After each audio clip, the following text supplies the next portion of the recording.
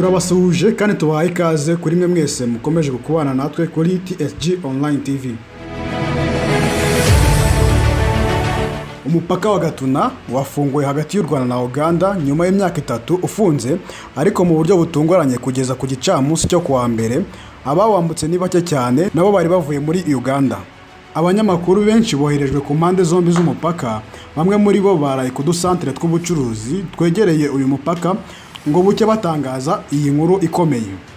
Kuva kuwa gatatu ku mbuga nkoranyambaga abantu benshi bagaragaje amashyushyu batewe no gufungurwa k'uyu mupaka n'isura nshya y'umubano hagati y'ibi bihugu. Ariko mu buryo butunguranye urujya n'uruza rwari rwitezwe kuwa mbere ntirwabonetse, nk'uko umunyamakuru Jean-Claude Mwambutsa wa BBC uri ku mupaka abivuga. Abanyamakuru ba BBC bari ku ruhande rwa Gatuna muri Uganda bavuga ko naho bahari urujijo ku mupaka abantu batari kwambuka nk'uko byari byitezwe, aho abaturage bavuze ko babanje kubabuza kwambuka bababwira ko mu Rwanda bataratangira kubakira. Bitandukanye no ku ruhande rwa Gatuna mu Rwanda, Gatuna imirimo yo kubaka inyubako z'umupaka n'umuhanda uhura n'uwo mu Rwanda ntirarangira. Imvura yaramutse yateje icyondo bigaragara.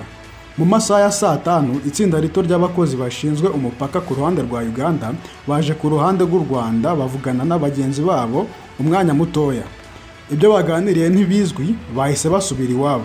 Ku ruhande rw'u Rwanda ni nkaho n'abantu bambutse bajya hakurya muri Uganda kugeza ubu ngubu.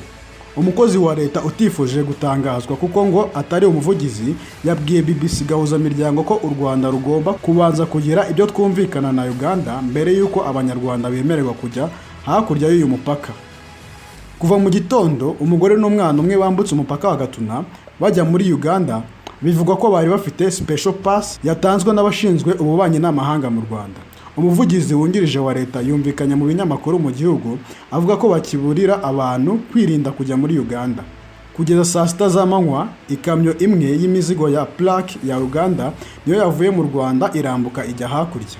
Abari ku mupaka bibazaga ibiri kuba mu gihe abashinzwe umupaka nta makuru batangazaga. Mbere gato ya saa 6 z'amanywa itsinda rya mbere rinini rigizwe n'abagore 3 n'umugabo umwe bavuga ikinyarwanda bageze ku mupaka w'u Rwanda bavuye hakurya. Uyu mugabo utifuje gutangaza izina yavuze ko yaraherekeje aba baje gushyingura ngo arebe ko bambuka kugira ngo nawe ubutaha azaze yambuke. Jean-Marie Vianney mu Rwanashyaka uba Hoima mu Uganda ariko ufite ababyeyi mu Rwanda, numwe muri bake cyane bambutse umupaka wa Uganda kare mu gitondo.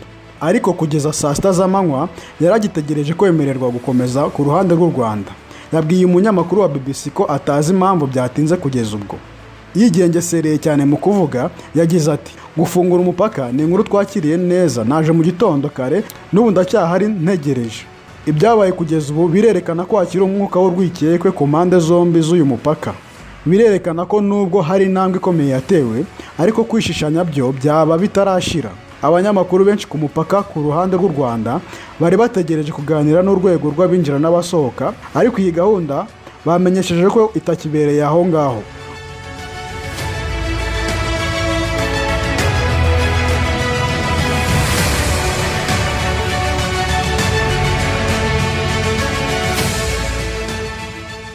Umuhungu wa Perezida Yoweri Museveni yagarutse ku gikorwa cyo kuba umupaka uhuza u Rwanda na Uganda wongeye gufungurwa nyuma y'imyaka 3 ufunzwe kubera ibibazo hagati y'ibihugu byombi. Yavuze ko ari igikorwa gikomeye cyakozwe. Kuri Twitter yanditse ati, ndashimira abayobozi bacu badasanzwe, Perezida Kaguta Museveni na Perezida Paul Kagame kuba bafunguye umupaka. Iki ni igikorwa gikomeye kigezweho. Ubu abaturage bacu bashobora kugenda nta nkomyi, bagahahirana ndetse bagasabana nk'uko Imana ishobora byose yabigennye. Ibiro by'umukuru w'igihugu mu Rwanda Village Urugwiro byatangaje ko kuwa gatandatu tariki 22 z'ukwezi kwa mbere 2022 ko Perezida Paul Kagame yakiriye Lieutenant General Muhoozi Kainerugaba, umugaba mukuru w'ingabo zirwanira ku butaka muri Uganda, akaba umujyanama wa Perezida Museveni. Village Urugwiro yatangaje ko ibiganiro byabo byagenze neza, ndetse nyuma y'uko avuye mu Rwanda ibihugu byombi byagaragaje ko hari ibyo byiyemeje gukora. U Rwanda rwarekuye umusirikare wa Uganda. Ku ruhande rwa Uganda ihindura uwari ukuriye urwego rw'ubutasi Major General Abel Kandiho. Lieutenant General Muhoozi Kainerugaba ushobora kuzasimbura se ku butegetsi nyuma yo kubasha kuganira na Perezida Paul Kagame bakagira intambwe bageraho kuri Twitter, yakomeje kugaragaza ko u Rwanda na Uganda ari ibihugu bivandimwe bikwiye kubana neza nk'uko byahoze mu mateka ya kera. Kuri uyu wa mbere yagarutse ku ifoto yavuzweho cyane ku mbuga nkoranyambaga ubwo yasuhuzaga Perezida Paul Kagame mu cyubahiro cya gisirikare. Ati, iteka ryose jya wubaha abakuruta, aha impamvu Imana yabagize bakuru bawe. Iteka shaka amahoro aho gushyigikira intambara. Umunyabwenge niwe ushaka amahoro. Ntukabe umucakara w'abanyamahanga, Afurika izibohora. Ku rubuga rwa Twitter, General Kainerugaba akunda kuvuga amateka ye, yanditse amagambo y'Ikinyarwanda ati, ubumwe n'amahoro arambye. Uyu ni umunsi Imana yagennye.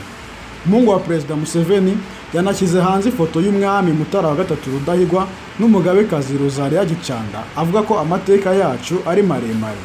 Mbere gato ku cyumweru, General Kainerugaba yari yafashe ifoto ya Perezida Museveni na Perezida Kagame yandikaho ko ari intwari zacunguye benshi.